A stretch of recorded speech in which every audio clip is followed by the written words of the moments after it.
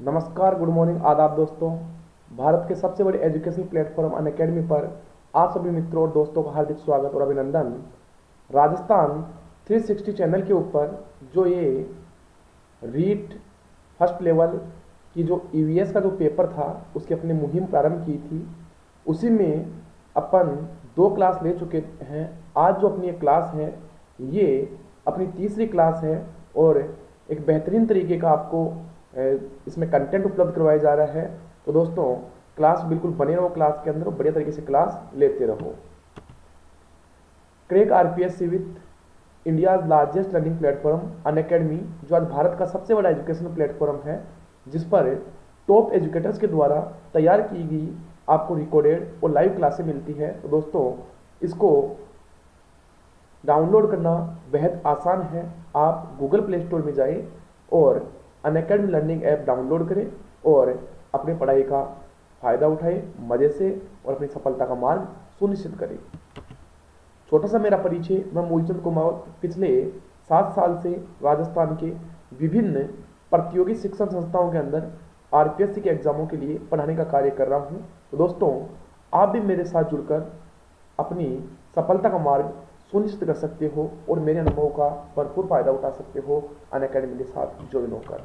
दोस्तों, अगर आप अनअकैडमी का सब्सक्रिप्शन लेते हो तो आपको मिलेगी डेली लाइव क्लासेस, वो भी टॉप एजुकेटर्स के साथ, जिनके साथ आप घर बैठे लाइव डिस्कस कर सकते हो, डाउट सॉल्यूशन कर सकते हो, क्वेश्चन आंसर कर सकते हो। बिल्कुल आपको क्लासरूम का जो माहौल है वो देखने को मिलेगा। स्ट्रक्चर्ड कोर्सेज जिसमें बात होगी exam point of view according to syllabus, live test and quizzes. दोस्तों, अगर आपको जानना अपनी तैयारी का लेवल और स्तर, तो आप लाइव टेस्ट और क्यूजेज दे सकते हो, जिससे अपनी तैयारी को और बेहतरीन बना सकते हो और अपनी सफलता जल्द से जल्द प्राप्त कर सकते हो। Unlimited access. दोस्तों, अगर आप अनअकैडमी का सब्सक्रिप्शन लेते हो तो निश्चित समय के लिए आपको ये कोर्स बिना किसी अदर चार्जेस के बिल्कुल मुफ्त रहेगा। कितनी बार आप इसको देख सकते हो। तो दोस्तों, देरी किस बात की है, आज ही आप जल्द से जल्द अनअकैडमी ऐप डाउनलोड करें और अपना सब्सक्रिप्शन लें और मज़े से पढ़ाई करते रहें। दोस्तों, आपके लिए 2 कोर्स बड़े फायदेमंद हैं। पहला जो कोर्स है वो है 12 मंथ का कोर्स, और जो 12 मंथ का कोर्स है ये मात्र 7,000 रुपये में है, और दूसरा जो कोर्स है वो है 24 मंथ का, जो है मात्र 8,400 रुपये में। दोस्तों, अगर इसमें भी आपको डिस्काउंट चाहिए तो आप मेरा प्रोमो कोड कुमाऊ10 यूज़ कर सकते हो, जिसमें आपको 10% का डिस्काउंट मिलेगा, और डिस्काउंट के बाद में आपको 12 मंथ का कोर्स मिलेगा 6,300 रुपये में, और 24 मंथ का जो कोर्स है वो मिलेगा आपको 7,560 रुपये में। दोस्तों, अपन ने जो टॉपिक स्टार्ट किया था, अपना टॉपिक चल रहा था राजस्थान चित्रकला, और राजस्थान चित्रकला का जो पार्ट 1 है वो अपन ने पढ़ लिया था। आज अपन बात करेंगे राजस्थान चित्रकला का पार्ट 2। दोस्तों, हर मंजिल होगी अपनी, हर मंजिल होगी अपनी, ऐसे सफ़र का इरादा कर लो, हर मंजिल होगी अपनी, ऐसे सफ़र का इरादा कर लो, ना हारेंगे हौसला जिंदगी भर, खुद से ये वादा कर लो, खुद से ये वादा कर लो। दोस्तों, जब तक आप स्वयं से वादा नहीं करोगे, स्वयं अपने मन के अंदर विश्वास नहीं करोगे कि मेरा सिलेक्शन हो जाएगा, तब तक इस दुनिया की कोई ताकत नहीं है जो आपको नौकरी लगा दे। जब तक आप अपने मन के अंदर ये बात नहीं मानोगे कि मन के हारे हार है, मन के जीते जीत, तो मन के अंदर पहले ठानो कि नहीं, अब की बार मेरा सिलेक्शन पक्का है, मेरे को इस दुनिया कोई ताकत नहीं जो मेरा सिलेक्शन रोक दे। तो दोस्तों, जब तक आप ये चीज़ कंफर्म नहीं करोगे तब तक भी आपका सिलेक्शन नहीं हो सकता। तो इसलिए मन के अंदर वो दृढ़ निश्चय बनाओ और उसी के साथ अपने को तैयारी करनी है। अपन जो कंटेंट है बड़ा सॉलिड कंटेंट है, कंटेंट में कोई कमी नहीं है। मैं आज फिर आपसे कह रहा हूँ कि नौकरी लगना बहुत आसान होता है, लेकिन एक तरीके से तैयारी करें तब उस आसान होता है। अपन एग्ज़ाम में क्या आएगा, पढ़ क्या रहे हैं, तब अपन कभी ज़िंदगी में नौकरी नहीं लग सकते। तो दोस्तों, नौकरी लगने के लिए सबसे पहला काम है अपने को सिलेबस का पता होना चाहिए, और सिलेबस के अकॉर्डिंग अपने को पढ़ना है, और उसी के अनुसार अपने को पीएचडी नहीं करनी है, अपने को एग्ज़ाम क्रैक करना है। और एग्ज़ाम क्रैक करने के लिए आपको टीचर नहीं बनना है कि आपको जो टीचर को जो सब कुछ याद है वो आपको भाई पूरा का पूरा पढ़ाई है, ये आवश्यक नहीं है। आपको टीचर का नॉलेज चेक नहीं करना, आपको ज्ञान लेना है, अपना एग्जाम क्रैक करना है। तो एग्जाम क्रैक करने के लिए जो चीज़ें पढ़ाई जा रही है बड़ी सॉलिड चीज़ है, आप उसी तरीके से पढ़ते रहो, बड़ा मजा आएगा पढ़ने के अंदर। आज जो अपना पार्ट है वो चित्रकला का पार्ट 2 है, जिसमें आज अपन बात करेंगे बीकानेर शैली। कौन शैली है? बीकानेर शैली के बारे में आज बात करेंगे दोस्तों। तो बिल्कुल दिल थाम के बैठ जाओ, अपन बात करेंगे, बड़ा इंटरेस्टिंग टॉपिक है बीकानेर शैली। दोस्तों सबसे पहले आपको कमेंट्स बॉक्स में आंसर देना है कि बीकानेर शैली जो है वो किस शैली की उपशैली है। बीकानेर शैली जो है वो किस चित्र शैली की उपशैली है? तो दोस्तों ये है मारवाड़ शैली की उपशैली। किसकी है? मारवाड़ शैली की उपशैली है। तो ये अपने को थोड़ा सा पता होना चाहिए। दोस्तों बात आगे आती है कि इस शैली का प्राचीनतम ग्रंथ, इस शैली का प्राचीनतम ग्रंथ राय सिंह के समय चित्रित भगवत पुराण को माना जाता है। दोस्तों अगर प्रश्न आ जाए कि इस शैली का प्राचीनतम ग्रंथ जो है वो किसके काल में माना जाता है, तो इस शैली का जो प्राचीनतम ग्रंथ है वो राय सिंह के समय चित्रित किया गया था भगवत पुराण को माना गया है। तो क्या है इस शैली का प्राचीनतम ग्रंथ? भगवत पुराण है। इस शैली का स्वर्ण काल जो है वो महाराजा अनूप सिंह का काल जो है वो इस शैली का स्वर्ण काल माना जाता है।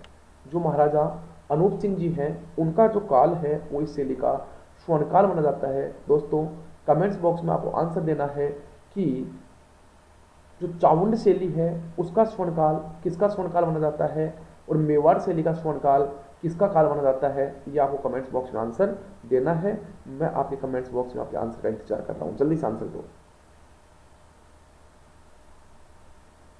बिल्कुल जल्दी से।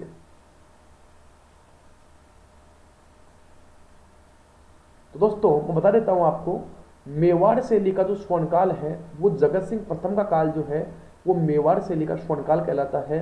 और अमर सिंह जो महाराणा प्रताप का पुत्र था, तो महाराणा प्रताप को तो आप जानते होंगे, मायल री थारो पुत कठेबो एक लिंग दीवान कठेबो महाराणा प्रताप कठे। तो उसका जो पुत्र था अमर सिंह, उसका काल चावंड शैली का स्वर्णकाल माना जाता है। तो दोस्तों बड़े गजब के प्रश्न है, बड़े इंपॉर्टेंट प्रश्न है, इनके ऊपर अपने को ध्यान लगाना है और ऐसे प्रश्न अपने को हल करना है। चलो बात करते हैं आगे कि बीकानेर शैली का जो स्वर्णकाल है वो महाराजा अनूप सिंह का काल जो है वो बीकानेर शैली का स्वर्णकाल माना जाता है। बात आगे आती है कि महाराजा सुजान सिंह के समय यह शैली पूर्ण रूप से मुगल प्रभाव से मुक्त होकर पूर्ण रूप से राजस्थान शैली बन गई थी। जो महाराजा सुजान सिंह जी थे उनके समय यह जो शैली थी वो मुगल प्रभाव से पूर्णतः मुक्त हो चुकी थी। किसके काल में? सुजान सिंह के काल में यह शैली पूर्ण रूप से मुगल प्रभाव से मुक्त हो चुकी थी और राजस्थान शैली बन चुकी थी। दोस्तों एक यहां से इंपॉर्टेंट क्वेश्चन, ऊंट के खाल पर चित्रण, ऊंट के खाल पर चित्रण जिसको उस्ता कला कहते हैं, क्या बोलते हैं? उस्ता कला या मुनवक्तवली कला, इस शैली की ही निजी विशेषताएं हैं। दोस्तों इस शैली में क्या होता है, जो ऊंट की खाल होती है उस पर चित्रण कार्य किया जाता है, इसे उस्ता कला कहते हैं। और इस उस्ता कला का जो जनक है वो हमीमुद्दीन को कहा जाता है। यह शैली कांगड़ा शैली से प्रभावित हुई है। कौन शैली से? कांगड़ा शैली से प्रभावित हुई है। और इस शैली के सर्वाधिक चित्रकार मुसलमान थे। दोस्तों सीधा प्रश्न एग्जाम में आता है कि किस शैली के अधिक जो चित्रकार है वो मुसलमान थे, तो बीकानेर शैली के जो अधिकतर चित्रकार थे वो क्या थे? मुसलमान थे, जो अपने चित्रों पर तिथि व नाम अंकित करते। ये क्वेश्चन कम से कम 5 बार एग्जाम पूछा जा चुका है कि राजस्थान की ऐसी कौन शैली है जिसमें चित्रकार अपना तिथि और नाम अंकित करते थे, तो ये थे दोस्तों बीकानेर शैली। बीकानेर शैली एक मात्र ऐसी शैली थी जिसमें चित्रकार अपना नाम और तिथि अंकित करते हैं। तो ये बड़ा अच्छा प्रश्न है, बड़ा गजब का प्रश्न है। और इस शैली के सर्वाधिक चित्रकार जो थे वो मुसलमान थे।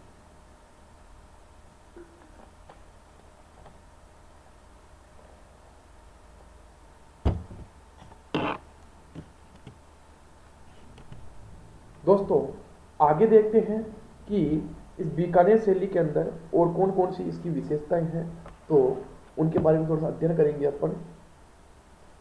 किस शैली के अंदर भगवत पुराण का अधिक चित्रण किया गया है। इस शैली में दोस्तों जो भगवत पुराण थी उसका अधिक चित्रण किया गया है, तो ये भी अपने को थोड़ा सा पता होना चाहिए। दोस्तों आगे जो प्रश्न है कि जो यहाँ के जो प्रमुख चित्रकार थे वो कौन कौन चित्रकार हैं, क्या क्या थे, उनके बारे में थोड़ी सी बात कर लेते हैं। जो अनूप सिंह जी थे, वो जो अनूप सिंह था, अनूप सिंह लाहौर से 2 कलाकार लेकर आया था। दोस्तों सीधा प्रश्न एग्जाम पूछा होता है, सीधा क्वेश्चन एग्जाम पूछा जाता है कि जो उस्ता कला है, वो उस्ता कला का जो कार्य है वो किसके काल में प्रारंभ हुआ था, तो महाराजा अनूप सिंह के काल में ये कार्य प्रारंभ हुआ था। और इसके लिए जो अनूप सिंह जी थे वो 2 कलाकार जो है वो लाहौर से लेकर आए थे। एक का नाम था अली राजा, क्या नाम था, अली राजा।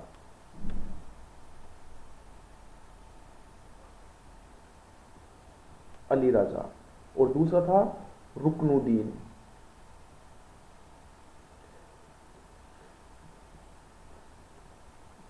तो पहला अली राजा और दूसरा रुकनुद्दीन।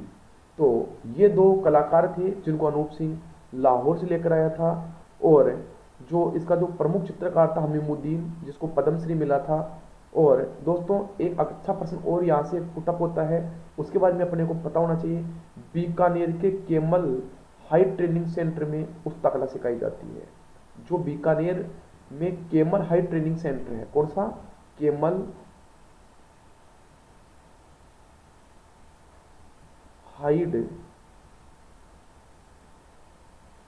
हाइड ट्रेनिंग सेंटर जो है उसमें उस्ता कला सिखाई जाती है। दोस्तों दूसरी आती है मथेरण कला। कौन सी आती है बीकानेर में, मथेरण कला। तो ये मथेरण कला जो है, मथेरना जैनों की उपजाति भी है।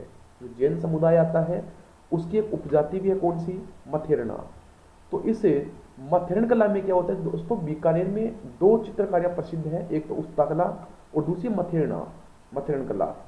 तो इस मथेरण कला में क्या होता है, गीला जो पलस्तर आता है उस पर चित्रकारी की जाती है, जिसे आला गीला कहा जाता है। जो गीला पलस्तर आता है उस पर चित्रकारी की जाती है और इसे आला गीला भी कहते हैं। तो दोस्तों सीधा प्रश्न बनता है एग्जाम के लिए, मथेरण कला कहाँ की प्रसिद्ध है, तो बीकानेर की प्रसिद्ध है।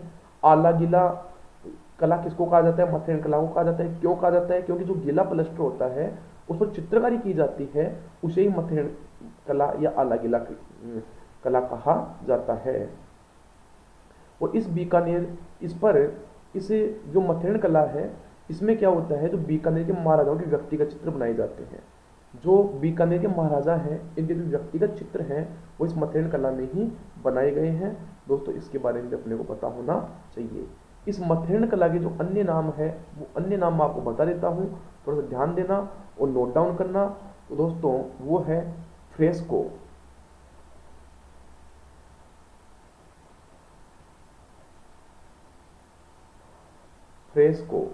या अरायस,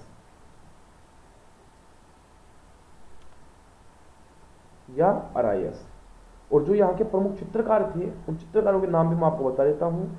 एक था मुकुंद, कौन था, मुकुंद। दूसरा था मुन्नालाल।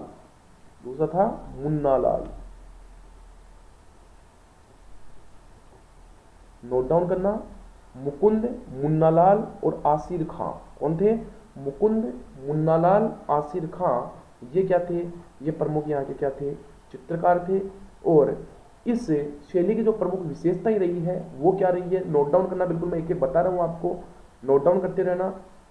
इस चित्रकला में पंजाबी, दक्कनी व मुगल प्रभाव दिखाई देता है। जो बीकानेर शैली है, इस शैली में या इस चित्रकला में पंजाबी, दक्कनी व मुगल प्रभाव दिखाई देता है। कौन कौन सा, पंजाबी, दक्कनी व मुगल प्रभाव दिखाई देता है। देवी देवताओं के चित्र मुस्लिम चित्रकार द्वारा बनाए हुए हैं, क्योंकि मुसलमान चित्रकार इसमें अधिक थे, इसलिए देवी देवताओं के चित्रकार भी जो है वो मुसलमानों के द्वारा बनाए गए थे। बीकानेर तथा शेखावाटी के चित्रकार अपने चित्रों के साथ नाम और दिनांक अंकित करते थे। जो बीकानेर के जो चित्रकार थे वो अपने चित्र के साथ में नाम व दिनांक अंकित करते थे। तो दोस्तों ये भी अपने को थोड़ा सा पता होना चाहिए। बड़े ही इंपॉर्टेंट क्वेश्चन है, अपने को एक एक क्वेश्चन हल करते हुए चलना है। अगली आती है किशनगढ़ शैली। कौन सी आती है? किशनगढ़ शैली। दोस्तों किशनगढ़ शैली भी मारवाड़ शैली की उपशैली है। आपने पता होना चाहिए किशनगढ़ शैली किसकी उपशैली है? मारवाड़ जो शैली है उसकी उपशैली है। दोस्तों होता क्या है इसमें, मारवाड़ महाराजा उदय सिंह के 8वें पुत्र किशन सिंह ने किशनगढ़ की स्थापना की। सबसे पहले तो अपने को पता ये होना चाहिए कि किशनगढ़ की स्थापना किसने की। तो मारवाड़ का जो महाराजा उदय सिंह था, उसे उदय सिंह के जो 8वें पुत्र थे जिनका नाम था किशन सिंह, उन्होंने ही किशनगढ़ की स्थापना की थी। किशनगढ़ महाराजा मान सिंह 1658-1706 के समय मोरध्वज मूलराज दिल्ली से आकर किशनगढ़ रहने लगे। किशनगढ़ महाराजा मान सिंह के समय, जो किशनगढ़ के महाराजा थे मान सिंह जी, उनके समय मोरध्वज मूलराज दिल्ली से आकर किशनगढ़ रहने लगे। आगे चलकर सावंत सिंह के समय इसी परिवार में मोरध्वज निहालचंद चित्रकार हुए। दोस्तों बड़ा ही अच्छा प्रश्न है, बड़ा ही गजब का प्रश्न है, इंपॉर्टेंट क्वेश्चन है कि जो किशनगढ़ महाराजा मान सिंह जी थे, उनके समय जो मोरध्वज मूलराज दिल्ली से आकर किशनगढ़ रहने लगे थे, आगे चलकर सावंत सिंह के समय, किसके समय? सावंत सिंह, जिनको नागरीदास भी कहते हैं, जिनको नागरीदास भी कहते हैं। तो सावंत सिंह के समय इसी परिवार में मोरध्वज निहालचंद चित्रकार हुआ था। तो आगे बात आती है महाराजा सावंत सिंह का काल। महाराजा सावंत सिंह का काल 1748 से 1764 के मध्य का काल रहा था। किशनगढ़ शैली का स्वर्णकाल जो नागरीदास उपनाम से कविताएं लिखते थे। दोस्तों कंफ्यूज होने की 1% भी आवश्यकता नहीं है, सब कुछ बताऊंगा, बिल्कुल डिटेल से बताऊंगा कि जो महाराजा सावंत सिंह थे, वो महाराजा सावंत सिंह का काल किशनगढ़ शैली का स्वर्णकाल कहलाता है। पहली बात तो ये क्या थी? पहली बात कि महाराजा सावंत सिंह का जो काल था वो ही किशनगढ़ शैली का स्वर्णकाल कहलाया, पहली बात। दूसरी बात, जो नागरीदास जी थे, जो सावंत सिंह था, वो सावंत सिंह ही नागरीदास के नाम से कविताएं लिखता था। किसके नाम से? नागरीदास उपनाम के नाम से कविताएं लिखता था। इसके बारे में अपने को पता होना चाहिए। बड़े गजब का प्रश्न है। आगे बात आती है नागरीदास की कविताओं का संकलन नागर समुच्चय कहलाता है। नागरीदास की जो कविताएं थी उनका जो संकलन है वो नागर समुच्चय कहलाता है। क्या कहलाता है? नागर समुच्चय कहलाता है। दोस्तों अगला प्रश्न आता है फैयाज अली और एरिक डिक्सन कौन थे? दो चित्रकार यहां पर फेमस हुए थे। एक का नाम है फैयाज अली, फैयाज अली,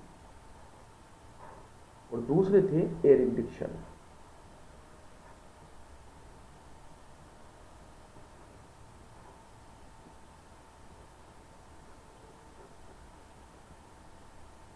फैयाज अली एवं एरिक डिक्सन जो थे वो इसकी संघर्ष शैली को प्रकाश में लेकर आए थे। दोस्तों सीधा प्रश्न पूछा जाएगा कि संघर्ष शैली को सबसे अधिक प्रकाश में कौन लेकर आए?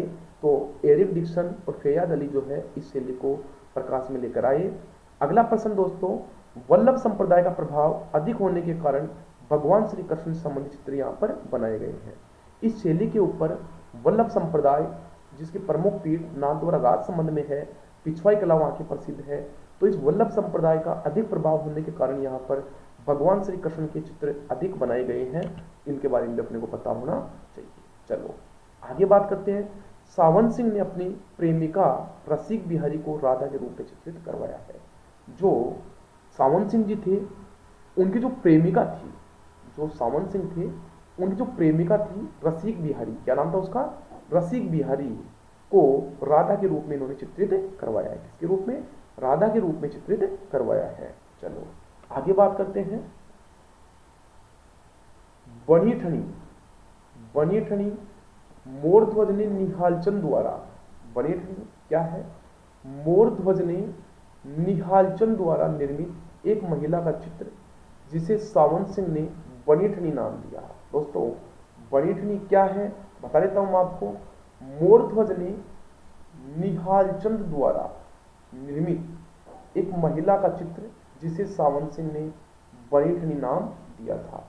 ये नाम किसने दिया था? सावंत सिंह ने दिया था। चित्र किसने बनवाया था? मोरध्वज ने।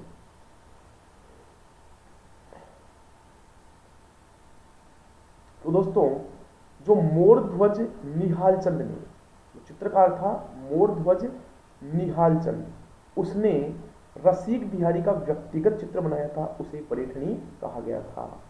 जो मोरध्वज निहाल चंद चित्रकार था उसने जो सावंत सिंह की जो प्रेमिका थी रसिक बिहारी, उसका चित्र बनाया था, तो उसी को बनीठनी नाम दिया गया था। अगला प्रश्न आता है, एरिक डिक्सन ने बनीठनी को भारत की मोनालिसा का, very very very important question, कि किसने बनीठनी को भारत की मोनालिसा कहा? तो एरिक डिक्सन ने कहा। या बनीठनी को अन्य किस नाम से जाना जाता है? तो एरिक मोनालिसा के नाम से जाना जाता है। किसके नाम से? मोनालिसा के नाम से जाना जाता है। यह भी अपने को पता होना चाहिए। अगला प्रश्न आता है, 5 मई 1973 को, 5 मई 1973 को डाक विभाग द्वारा इस पर डाक जारी की गई थी। कब जारी की गई थी? 5 मई 1973 को डाक विभाग के द्वारा इस पर डाक टिकट जारी की गई। यह भी एक इंपॉर्टेंट क्वेश्चन बनता है। अगला प्रश्न आता है, इस शैली के चित्र कागज वसली पर बने हुए हैं। इस शैली के जो चित्र हैं वो कागज वसली पर बने हुए हैं, इसलिए इसे कागजी शैली कहा जाता है। तो दोस्तों प्रश्न आ जाइए कि राजस्थान में कागजी शैली के नाम से किस शैली को जाना जाता है? तो कागजी शैली के नाम से किशनगढ़ शैली को जाना जाता है। यह भी अपने को पता होना चाहिए। तो दोस्तों हर चीज़ की आपको जानकारी मिलेगी, बिल्कुल अच्छी तरीके से आप बढ़िया तरीके से पढ़ते रहो, सब चीज़ें बताई जाएगी आपको। अगला प्रश्न आता है, वेसरी। वेसरी क्या है? नाक का मोतियों से बना आभूषण। जो इसमें जिस का चित्र बनाया गया था और रसिक बिहारी का जो चित्र बनाया गया था, उस रसिक बिहारी की नाक का जो मोतियों से बना आभूषण था, उस आभूषण को ही वेसरी कहा जाता है। तो वेसरी आभूषण केवल इसी शैली में चित्रित किया गया है। वेसरी जो नाक की मोतियों से बना हुआ आभूषण है, केवल इसी शैली में चित्रित किया गया है। आगे बात आती है, यहाँ पर जो प्रमुख पशु पक्षी हैं वो है भोरा और मोर। क्या है? भोरा और जो मोर है वो यहाँ के प्रमुख पशु और पक्षी हैं। वृक्ष जो है वो केला है। रंग जो है वो श्वेत गुलाबी है। कैसा है? श्वेत गुलाबी। और श्वेत और गुलाबी रंग तो है ही किसका? सुंदरता का प्रतीक। किसका? सुंदरता का प्रतीक। दोस्तों 2-3 क्वेश्चन और हैं, वो इंपॉर्टेंट हैं और उनको पढ़ाई बिना मैं आगे नहीं चल सकता, इसलिए नोट डाउन करना कि किशनगढ़ शैली कांगड़ा शैली व ब्रज शैली से प्रभावित है। किशनगढ़ शैली जो है वो कांगड़ा शैली, और ये कांगड़ा शैली कहाँ की है? हिमाचल की है। नोट डाउन करना, कहाँ की है? हिमाचल की है। तो किशनगढ़ शैली कांगड़ा शैली व ब्रज शैली, ब्रज शैली, इन दोनों शैलियों से क्या है? प्रभावित है। इसके बारे में अपने को पता होना चाहिए।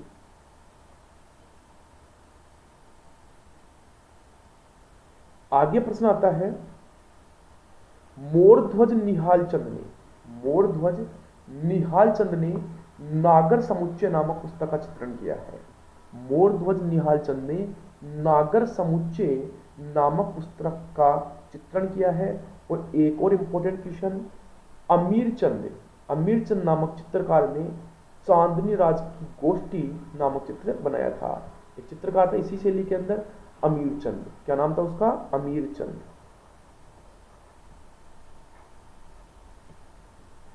अमीर चंद, उस अमीर चंद ने क्या किया? यहां पर चांदनी रात की गोष्ठी, कौन सी?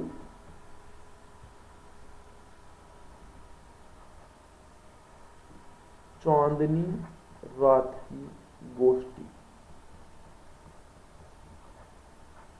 ये चित्र यहां पर बनाया था। दोस्तों सीधा प्रश्न आ सकता है, चांदनी रात की गोष्ठी का चित्र है, किस चित्रकार ने बनाया था? तो अमीर चंद ने बनाया था। अब देखते हैं इस शैली की विशेषताएं क्या है। दोस्तों, इसकी जो मुख्य विशेषता है वो है नारी सौंदर्य का चित्रण। क्या है? नारी सौंदर्य का चित्रण जो है वो इस शैली की महत्वपूर्ण विशेषता है। रंग मैंने बता ही दिया आपको, गुलाबी सफेद रंग इस शैली का प्रमुख विशेषता है। हाथियों में हल्का गुलाबी रंग भरा जाता है। जो हाशिए हैं, क्या? हाशिए, तो हाशिए में हल्का गुलाबी रंग भरा जाता है।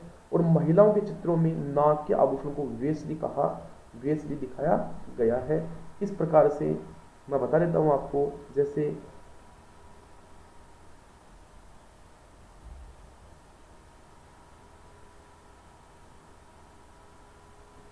ये महिला है, इस महिला का जो ये नाक का आभूषण है इसको वेशरी कहते हैं। इसको क्या बोलते हैं? वेशरी कहते हैं। तो इसके बारे में अपने को पता होना चाहिए। और इस शैली को रहस्यमयी कल्पनाओं का अमूर्त रूप कहा है। ये एक इंपॉर्टेंट प्रश्न है। इस शैली को रहस्यमयी कल्पनाओं का अमूर्त रूप कहा गया है। किसका? रहस्यमयी कल्पनाओं का अमूर्त रूप इसको कहा गया है। बहुत गजब का प्रश्न है, अच्छा प्रश्न है।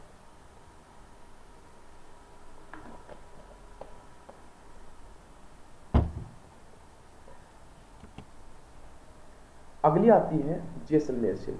कौन सी आती है? जैसलमेर शैली है। छोटी सी शैली है, लेकिन बड़ा इंपॉर्टेंट क्वेश्चन यहाँ से पुटअप होते हैं।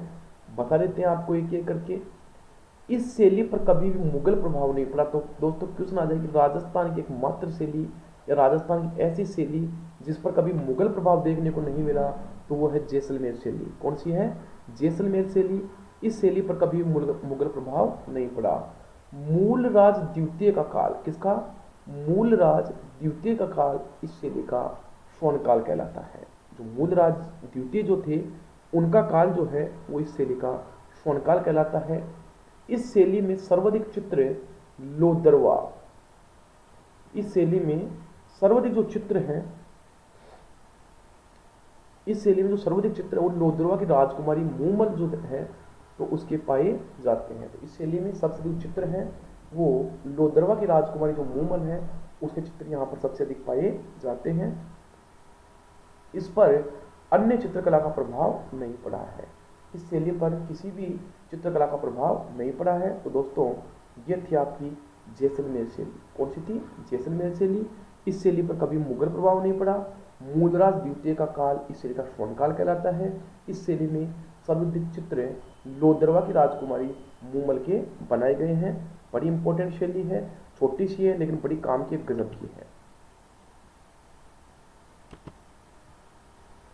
अब दोस्तों एक बात आती है, छोटी छोटी दो शैलियां और हैं, उनके बारे में अपना अध्ययन कर लेते हैं क्योंकि मैं उनको छोड़ नहीं सकता। एक है अजमेर चित्रकला।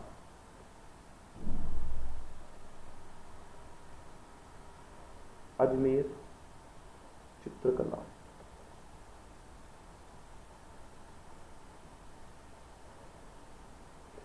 अजमेर चित्रकला की जो खास बात वो ये है, यहाँ पर साहिबा नामक महिला चित्रकार का नाम मिलता है। किसका? साहिबा।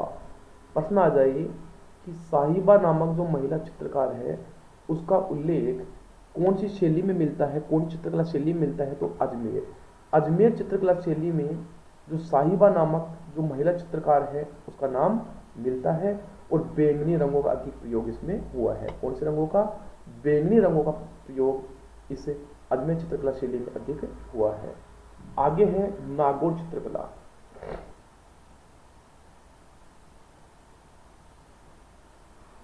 नागौर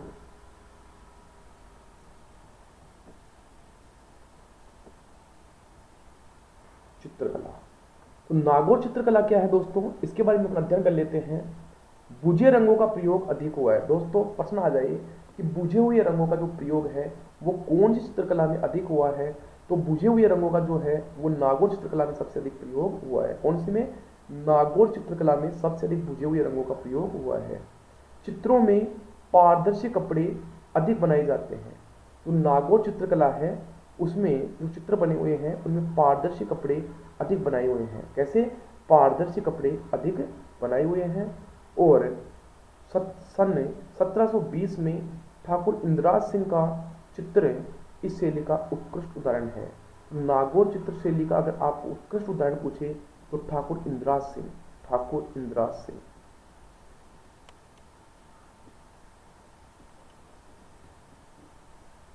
ठाकुर इंदिराज सिंह का जो चित्र इस शैली का उत्कृष्ट उदाहरण है। दोस्तों, ये थी आपकी मारवाड़ शैली, जिसमें अपन ने जो शैली है मारवाड़ के अंदर मारवाड़ देखी, बीकानेर देखी, जैसलमेर देखी, आपकी किशनगढ़ देखी, अजमेर देखी, नागौर देखी। तो ये शैलियाँ के बारे में अपन विस्तृत वर्णन किया है, विस्तृत अध्ययन किया है। आई होप आपको समझ में आ रहा होगा। अगर समझ में आ रहा है तो लाइक करें और इसको शेयर करें। अगली जो दो स्कूल अपन पढ़ चुके हैं, पहली मेवाड़ स्कूल और दूसरी मारवाड़ स्कूल। तीसरी अपनी जो स्कूल आती है उसका नाम है आमेर स्कूल, ढूंढाड़। ढूंढाड़ इसको क्यों बोलते हैं? क्योंकि ढूंढ नदी का जो आसपास का क्षेत्र है वही क्या कहलाता है? ढूंढाड़ कहलाता है। ढूंढ नदी के आसपास का क्षेत्र ढूंढाड़ प्रदेश कहलाता है। क्या कहलाता है? ढूंढाड़ प्रदेश कहलाता है। बड़ा अच्छा प्रश्न है। आगे बात आती है जयपुरी शैली। कौन सी?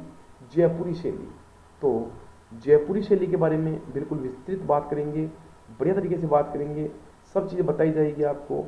तो बिल्कुल तरीके से आप पढ़ते रहो, हर चीज़ का आपका आंसर दिया जाएगा। चलो बात करते हैं। इस शैली का उद्भव सतत विकास का परिणाम था। इस शैली का जो उद्भव है वो सतत विकास का ही परिणाम था। सवाई जयसिंह द्वितीय के काल में इस शैली का विशेष संरक्षण मिला था। दोस्तों, अगर प्रश्न आए कि जो आमेर स्कूल है या जयपुरी शैली है उसका जो विशेष संरक्षण वो किसके काल में हुआ था? जयसिंह द्वितीय के काल में हुआ था या सवाई जयसिंह के काल में हुआ था? लेकिन सवाई प्रताप सिंह का काल इस शैली का स्वर्ण काल माना जाता है। किसका काल? प्रताप सिंह का काल इस शैली का स्वर्ण काल माना जाता है। बड़ा गजब का प्रश्न है, इंपॉर्टेंट प्रश्न, आपने को पता होना चाहिए। चलो सब कुछ चीजें बताई जाएगी, बिल्कुल आराम से पढ़ते रहो। और जो मानसिंह जो थे, उन मानसिंह के समय इस शैली का बिल्कुल स्वतंत्र विकास हुआ था। अगर प्रश्न पूछे आपको कि किसके काल में इस शैली का स्वतंत्र विकास हुआ था, तो मानसिंह के काल में इस शैली का स्वतंत्र विकास हुआ था। इस शैली में मुगल तथा राजपूत शैली का मिश्रण है। इस शैली में मुगल तथा राजपूत शैली का मिश्रण है। दोस्तों, आपको शुरू से ही पता है कि यहाँ पर पहले राजपूतों का राज था, लेकिन जो भारमल था उसने स्वेच्छा से मुगलों की अधीनता स्वीकार कर ली थी और तब इस शैली के ऊपर मुगल प्रभाव पड़ चुका था। तो यह शैली मुगल तथा राजपूत शैली का मिश्रण है। इस शैली में उद्यान दृश्यों का चित्रण, किसका? उद्यान दृश्यों का चित्रण सर्वाधिक मिलता है। किसका? उद्यान दृश्यों का चित्रण सबसे अधिक मिलता है।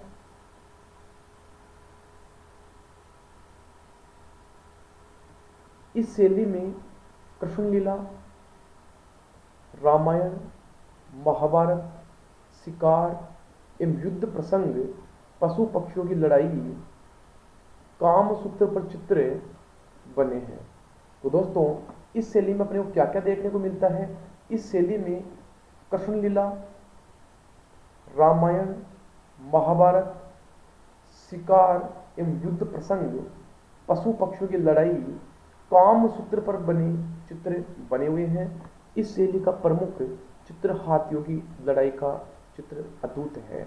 दोस्तों, अगर आपको पूछे कि जयपुर शैली का जो मुख्य चित्र है वो क्या है, तो वो है हाथियों की लड़ाई का जो चित्र है वो यहाँ का बड़ा ही प्रमुख मुख्य चित्र है। साहिब राम ने, क्या नाम है? साहिब राम ने महाराजा ईश्वरी सिंह का आदम कद हूबहू चित्र बनाया था। दोस्तों, सीधा प्रश्न आता है कि महाराजा ईश्वरी सिंह का आदम कद हूबहू चित्र किसने बनवाया था? तो साहिब राम ने बनाया था। किसने बनाया था? साहिब राम। ये महाराजा ईश्वरी सिंह जी वह शासक थे जिन्होंने मराठाओं के दबाव में आकर आत्महत्या की थी।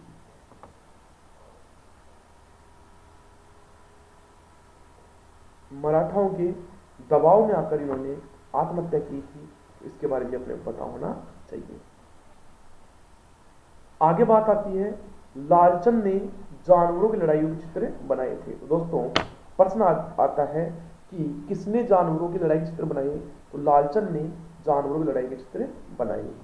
आगे प्रश्न आता है महाराजा राम सिंह द्वितीय, क्या नाम है, महाराजा राम सिंह द्वितीय ने Maharaja School of Arts, Maharaja Ram Singh द्वितीय ने Maharaja School of Arts, Rajasthan School of Arts तथा अल्बर्ट हॉल संग्रहालय की स्थापना की थी। किसने, महाराजा राम सिंह द्वितीय ने Rajasthan School of arts, Albert Hall संग्रहालय की स्थापना इन्होंने की थी। यहाँ पर जो प्रमुख पशु पक्षी है उनमें मुख्य रूप से घोड़ा, हाथी, मोर, घोड़ा, हाथी, मोर, वृक्ष, पीपल व वट। वृक्ष है मुख्य रूप से, वो क्या है, पीपल और वट के जो वृक्ष है वो इस शैली के प्रमुख वृक्ष हैं। रंग है हरा, कौन सा, हरा रंग। दोस्तों और कुछ क्वेश्चन है जो मैं आपको बता देता हूं आपको। रजबनामा के 169 चित्र आमेर में बनाए गए हैं। रजबनामा के 169 चित्र जो हैं वो आमेर में बनाए गए हैं, ये भी अपने को पता होना चाहिए। दोस्तों पानी पी लेता हूं, एक बार आपको वापस देखो जल्दी से।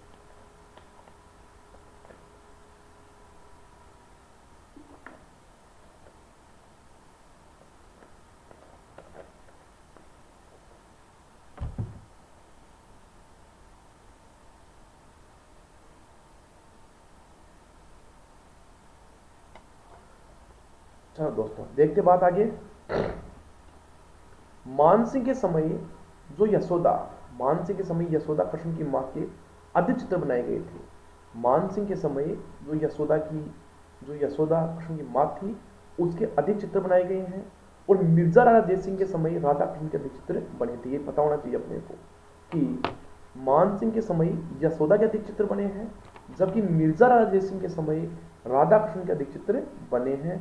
और सवाई जयसिंह ने आमेर में सूरत खाना की स्थापना करवाई थी जहां पर चित्र बनाए जाते हैं। तो आपको पूछे सूरत खाना कहां पर है, आमेर में है, जिसकी स्थापना सवाई जयसिंह ने करवाई थी।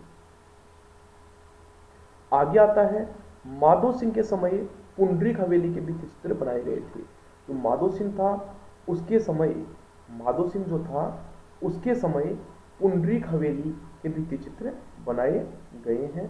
दोस्तों इसके बारे में अपने को पता होना चाहिए। यहाँ के जो प्रमुख चित्रकार थे वो थे लालजी, रामजी, लालजी, रामजी। तो ये क्या थे, यहाँ के प्रमुख चित्रकार थे। तो इसके बारे में अपन ने देखा। आगे इसकी कुछ विशेषताएं हैं उनके बारे में अध्ययन कर लेते हैं। मैंने कहा था आपको सर्वाधिक जो मुगल प्रभाव है वो इस शैली के ऊपर पड़ा था। सर्वाधिक मुगल प्रभाव कौन शैली पर पड़ा, जयपुर शैली के ऊपर पड़ा है। और यहाँ पर एक चित्र कुरान प्रति शहजादी और फकीरों को भिक्षा देती नारी और पुरुष चित्रों में दाढ़ी मूंछ नहीं है। दोस्तों ये बड़े गजब के 3 प्रश्न है, नोट डाउन करना। कुरान प्रति शहजादी के चित्र कहाँ पर देखने को मिलते हैं, वो जयपुर शैली में देखने को मिलते हैं। किसके, कुरान प्रति शहजादी, फकीरों को भिक्षा देती नारी, किसको, फकीरों को भिक्षा देती नारी और पुरुष चित्रों में दाढ़ी मूंछ नहीं, ये इस शैली में देखने को मिलता है। अगली शैली आती है अपनी अलवर शैली। कौन सी आती है, अलवर शैली। ये भी एक इम्पोर्टेंट शैली है। बिल्कुल हर शैली के बारे में आपको पढ़ाया जाएगा, बिल्कुल आप आराम से पढ़ते रहो। चलो बात करते हैं महाराजा प्रताप सिंह के समय यह शैली आरंभ हुई थी। किसके समय, महाराजा प्रताप सिंह के समय यह शैली आरंभ की गई थी। महाराजा प्रताप सिंह के समय यह शैली आरंभ हुई थी। महाराजा विनय सिंह का काल इस शैली का स्वर्णकाल माना जाता है। किसका काल, विनय सिंह का काल अलवर शैली का स्वर्णकाल माना जाता है। दोस्तों important, very very very important, यह शैली जयपुर और दिल्ली के मिश्रण से बनी हुई है। दोस्तों सीधा प्रश्न पूछेगा कि कौन सी शैली जयपुर और दिल्ली के मिश्रण से बनी हुई है, तो वो है आपकी अलवर शैली। कौन सी है, अलवर शैली। और इस शैली पर सर्वाधिक अंग्रेजों का प्रभाव पड़ा है। अगर प्रश्न पूछे कि सर्वाधिक अंग्रेजों का प्रभाव कौन शैली के ऊपर पड़ा, तो सर्वाधिक अंग्रेजों का प्रभाव जो है वो अलवर शैली के ऊपर पड़ा। यह भी एक बड़ा अच्छा प्रश्न देखने को मिलता है। अगला प्रश्न आता है, शिवदान सिंह के समय काम शास्त्र का चित्रण किया गया था। एक जो यहाँ पर चित्रकार हुए थे शिवदान सिंह।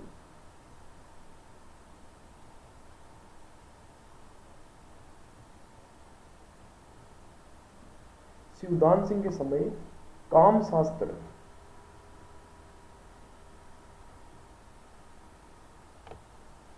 शिवदान सिंह के समय काम शास्त्र का चित्रण किया गया था। और जो बलदेव नामक चित्रकार था उसने गुलिस्ता नामक पुस्तक का चित्रण किया था। बलदेव नामक चित्रकार था, उसने गुलिस्ता नामक पुस्तक का चित्रण किया था। आगे बात आती है, यह राज्य की एकमात्र चित्रशैली है जिसमें गणिकाओं वेश्याओं के चित्र बनाए गए हैं।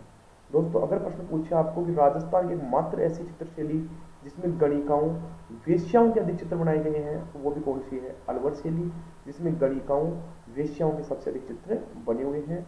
मूलचंद नामक चित्रकार हाथी दांत चित्र के लिए प्रसिद्ध था। तो मूलचंद नामक चित्रकार था, वह हाथी दांत के चित्रों के लिए प्रसिद्ध था। ये भी अपने को पता होना चाहिए। आगे है, महाराजा विनय सिंह ने गुलिस्ता की पांडुलिपि को चित्रित करवाया था। जो महाराजा विनय सिंह जी जो थे, उन्होंने गुलिस्ता की पांडुलिपि, इसकी गुलिस्ता की पांडुलिपि को चित्रित करवाया था। इसके बारे में अपने को पता होना चाहिए। चलो दोस्तों, मैंने बताया था आपको इस शैली कुछ मुख्य विशेषताएं, और मुख्य विशेषताएं इस प्रकार से हैं। इसमें जयपुर मुगल व ईरानी शैली का समन्वय रहा है। कौन कौन सी? जयपुर मुगल और ईरानी, इन तीनों शैलियों का इसमें क्या रहा है? समन्वय रहा है। तो ये भी अपने को पता होना चाहिए। चमकीले रंगों का अधिक प्रयोग हुआ है। कौन से? चमकीले रंगों का अधिक प्रयोग हुआ है। वेश्याओं का चित्रण अधिक किया गया है। लघु चित्रण तथा योगासन चित्रण अधिक बनाए हुए हैं। लघु चित्रण व योगासन चित्रण अधिक बनाए हुए हैं। और हाशिए में बेलबूटे बनाए जाते हैं। किसमें? हाशिए में बेलबूटे बनाए जाते हैं। तो ये इस शैली की जो है मुख्य विशेषताएं थी। मुझे उम्मीद है आपको समझ में आ रही होगी। इसी तरीके से आप समझते रहो और चलते रहो, बिल्कुल मजे से पढ़ते रहो। मौसम चिल्ड करके रखेंगे बिल्कुल। चलो आगे बात करते हैं। अगली जो शैली आती है दोस्तों, इसमें एक शैली और बचती है आपकी, जो आपके आमेर स्कूल है, इसमें आती है उनियारी शैली। कौन सी आती है? उनियारी शैली।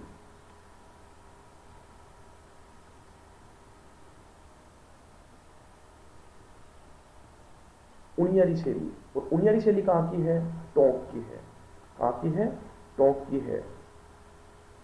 और जो ये उनियारी शैली है, ये कच्छवाओं की जो नरुका शाखा थी उसका प्रमुख ठिकाना था।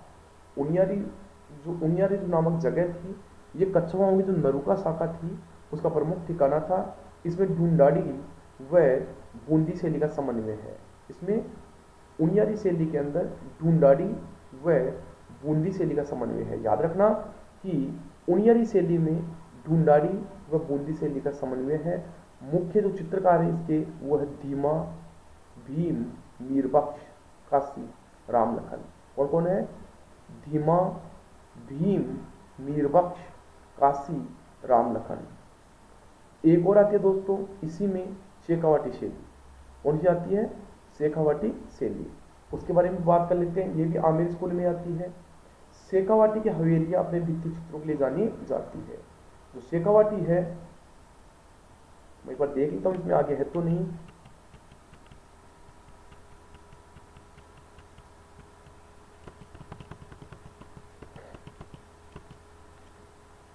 तो दोस्तों शेखावाटी शैली,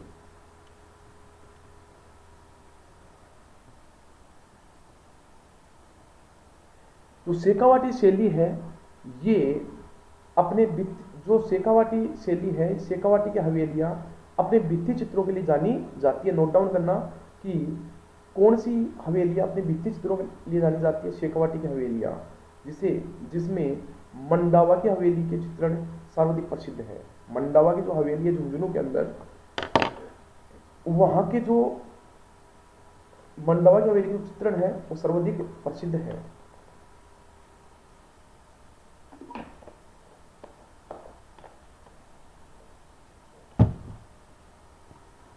भित्ति चित्रों के कारण इस शेखावाटी जो शैली है इसको ओपन आर्ट गैलरी, क्या ओपन आर्ट गैलरी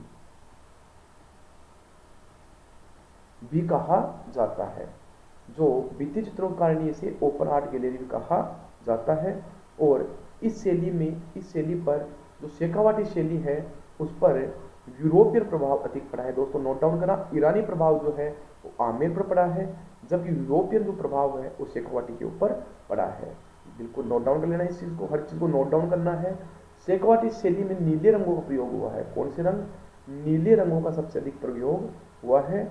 और इस शेखावाटी शैली में तीज, त्योहार, महफिल, शिकार आदि दृश्यों का चित्रण किया गया है। किसका? तीज, त्योहार, महफिल, शिकार आदि दृश्यों का चित्रण किया गया है। यह भी एक इंपॉर्टेंट क्वेश्चन पड़ता है।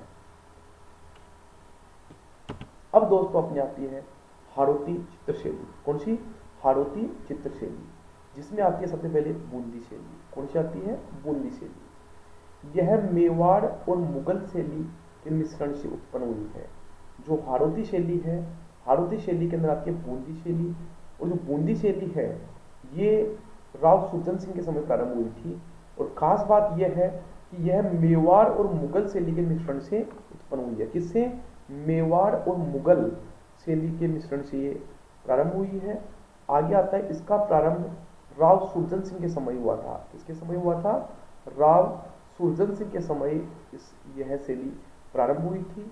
सुरजन सिंह का पुत्र रतन सिंह चित्रकला का प्रेमी था, अतः जहांगीर ने उसे बुलंद राय की उपाधि दी। है बड़ा गजब का प्रश्न है, बड़ा इंपॉर्टेंट प्रश्न है।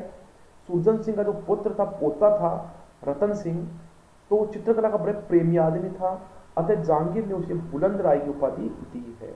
इसकी बुलंद राय की उपाधि उसको दी है, यह भी अपने को पता होना चाहिए। और उम्मेद सिंह के समय, चलो देखते हैं, बूंदी के महाराजा उम्मेद सिंह प्रथम के समय बूंदी के राजमहलों में चित्रशाला का निर्माण हुआ है। बूंदी महाराजा उम्मेद सिंह प्रथम के समय बूंदी के राजमहलों में चित्रशाला का निर्माण हुआ, जिसमें इस शैली के श्रेष्ठ चित्र हैं। इस शैली के जो श्रेष्ठ चित्र हैं वो बूंदी के राजमहलों में है। अतः चित्रशाला को भित्ति चित्रों का स्वर्ग कहा जाता है। दोस्तों गजब का प्रश्न है कि किस चित्र शैली को भित्ति चित्रों का स्वर्ग कहा जाता है? तो बूंदी चित्रशैली को ही चित्रशैली का स्वर्ग कहा जाता है। बूंदी राव छत्रसाल ने भित्ति चित्रों से सुसज्जित रंगमहल, बूंदी का जो राव छत्रसाल जो था उसने भित्ति चित्रों से सुसज्जित रंगमहल बनवाया। इस शैली में पशु पक्षियों तथा प्रकृति चित्रण सर्वाधिक है। इस शैली में पशु पक्षी तथा प्रकृति चित्रण सबसे अधिक है, सबसे अधिक देखने को मिलता है। अतः इसे पक्षी शैली भी कहा जाता है। क्या कहा जाता है? पक्षी शैली भी इसको कहा जाता है। ये भी अपने को पता होना चाहिए। इस शैली में नायिका के स्नान के चित्र, इस शैली में नायिका के स्नान के चित्र जालिम सिंह की हवेली झालावाड़ की दीवारों पर चित्रित है। इस शैली में नायिका के स्नान के जो चित्र है वो जालिम सिंह की हवेली झालावाड़ की दीवारों पर चित्रित है। और इस शैली के प्रसिद्ध चित्र रागिनी भैरव तथा राग दीपक है। क्या है? रागिनी भैरव तथा राग दीपक है, जो रागमाला में चित्रित है, जो रागमाला में चित्रित है। ये भी अपने को पता होना चाहिए। दोस्तों आगे देखते हैं और क्या प्रश्न इससे शैली के इंपॉर्टेंट हो सकते हैं। प्रमुख पशु पक्षी जो हैं वो हैं शेर, हिरण, बतख। शेर, हिरण, बतख, तो ये यहाँ के क्या है? प्रमुख चित्र हैं। वृक्ष जो है वह खजूर, वृक्ष क्या है? खजूर का जो वृक्ष है ये यहाँ का प्रमुख वृक्ष है। रंग जो है वो नीला व हल्का हरा है। क्या है? नीला व हल्का हरा जो है वो यहाँ का प्रमुख रंग है। तो दोस्तों इस प्रकार से ये आपकी थी बूंदी शैली। और 2-3 क्वेश्चन है करवा देता हूँ आपको। इसमें उम्मेद सिंह का जंगली स्वर का शिकार करते हुए दिखाया हुआ है। इस शैली में जो उम्मेद सिंह है उनका जंगली सुअर का शिकार करते हुए चित्र दिखाया गया है। किसका? जंगली सुअर का शिकार करते हुए चित्र है वो दिखाया गया है। बड़ा अच्छा चित्र है, देखने को मिलता है।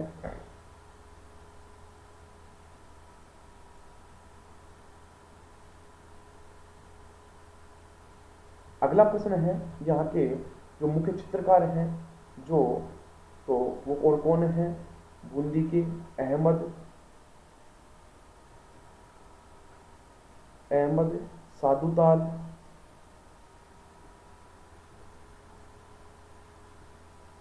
अहमद साधुताल, सुरजन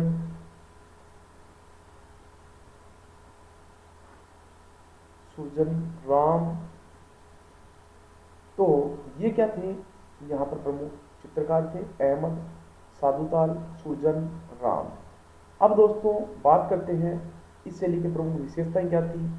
मैंने कहा था आपको मेवाड़ और मुगल प्रभाव इस पर अधिक देखने को मिला था।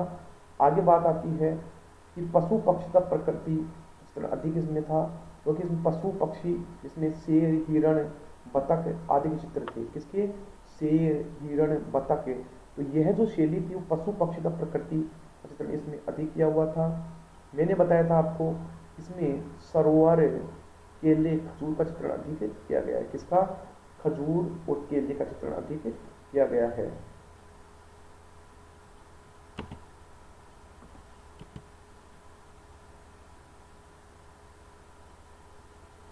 अब बात आती है कोटा शैली। कौन सी? कोटा शैली। दोस्तों ऐसे नहीं आपको कि आधा अधूरा पढ़ा दिया पूरा पढ़ाया जाएगा, बिल्कुल नो टेंशन लेने की आवश्यकता नहीं है। आधा अधूरा कुछ नहीं है, अपनी क्लास में पूरा एक एक चीज पढ़ाई जाएगी। बिल्कुल आप दिल थाम के बैठो आराम से, बढ़िया तरीके से। कोटा शैली, इस शैली का स्वतंत्र अस्तित्व राव राम सिंह ने स्थापित किया था। इस शैली का जो है वो स्वतंत्र अस्तित्व है, इसको बिल्कुल अलग से, पहले कोटा और बूंदी एक जगह ही थी, लेकिन इसको जो अलग से इसको अस्तित्व दिलाया था वो थे राव राम सिंह। महारावल भीम सिंह कृष्ण भक्त था, अतः इस शैली के चित्रों पर वल्लभ संप्रदाय का अधिक प्रभाव अंकित हुआ। जो महारावल भीम सिंह जो थे वो कृष्ण भक्त थे, अतः इस शैली के चित्रों पर वल्लभ संप्रदाय का प्रभाव अधिक अंकित हुआ था। उम्मेद सिंह का काल इस शैली का स्वर्ण काल कहलाता है। दोस्तों बूंदी शैली और कोटा शैली दोनों का ही जो स्वर्ण काल है वो उम्मेद सिंह का काल कहलाता है।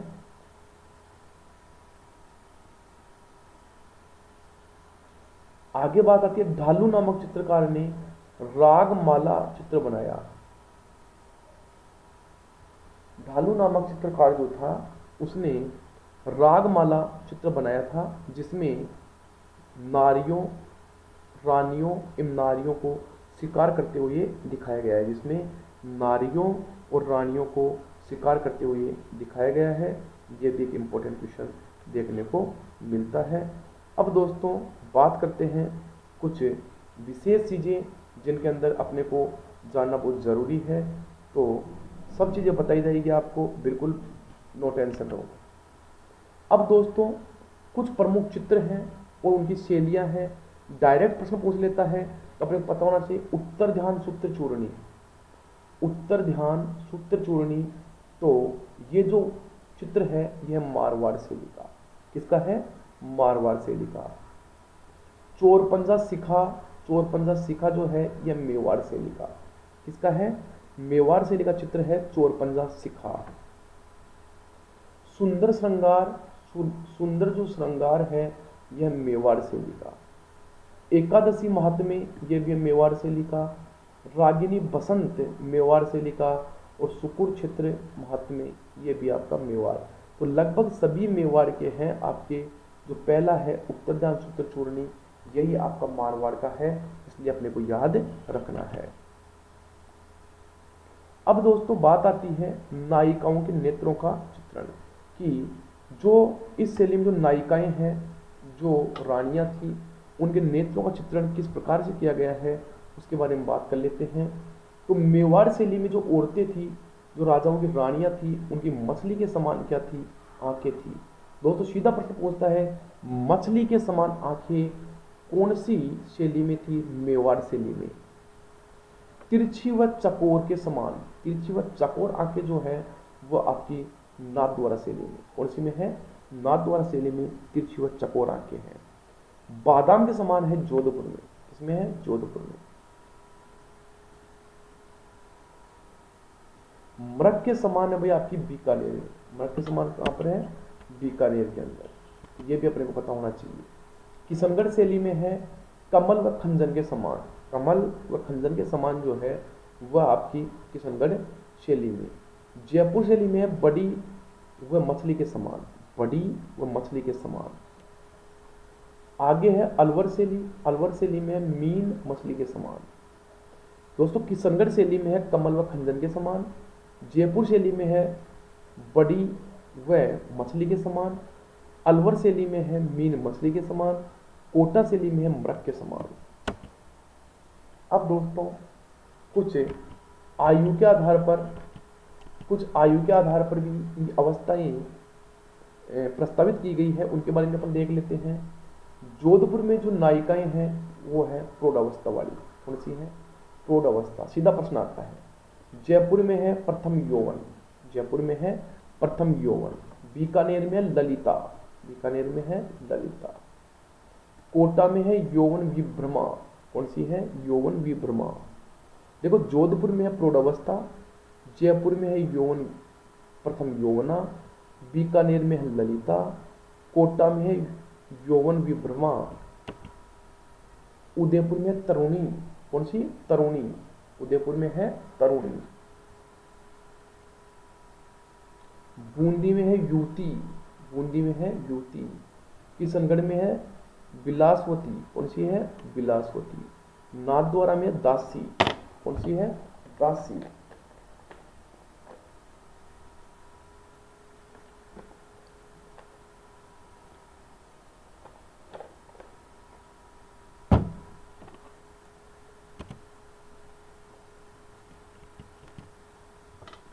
अब दोस्तों चित्रकला संबंधित कुछ संग्रहालय हैं, उनके बारे में बात कर लेते हैं। पोथीखाना। पोथीखाना आपका जयपुर में। कहां पर है?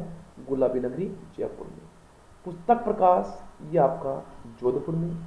सरस्वती भंडार ये आपका है उदयपुर में। और जैन भंडार ये आपका जैसलमेर। तो दोस्तों इस प्रकार से अपन ने देखा पोथीखाना जयपुर में है, पुस्तक प्रकाश जोधपुर में है, सरस्वती भंडार उदयपुर में है, जैन भंडार जैसलमेर में है।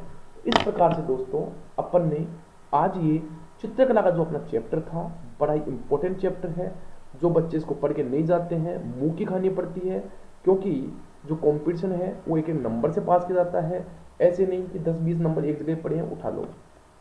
तो ये एक बड़ा ही अच्छा टॉपिक था जिसके बारे में डिटेल से अपन ने देखा, और मुझे उम्मीद है आपको क्लास पसंद आई होगी। तो दोस्तों क्लास अगर पसंद आई है तो क्लास को शेयर करो, लाइक करो और चैनल को सब्सक्राइब करो। दोस्तों बिल्कुल बढ़िया तरीके से मैंने पढ़ाने की कोशिश की है। कंटेंट बिल्कुल दमदार है, कंटेंट में कोई किसी प्रकार की दिक्कत नहीं है। बिल्कुल आप जुड़े रहो, बढ़िया तरीके से क्लास लेते रहो। फिर मिलेंगे कल, तब तक के लिए जय हिंद, जय भारत।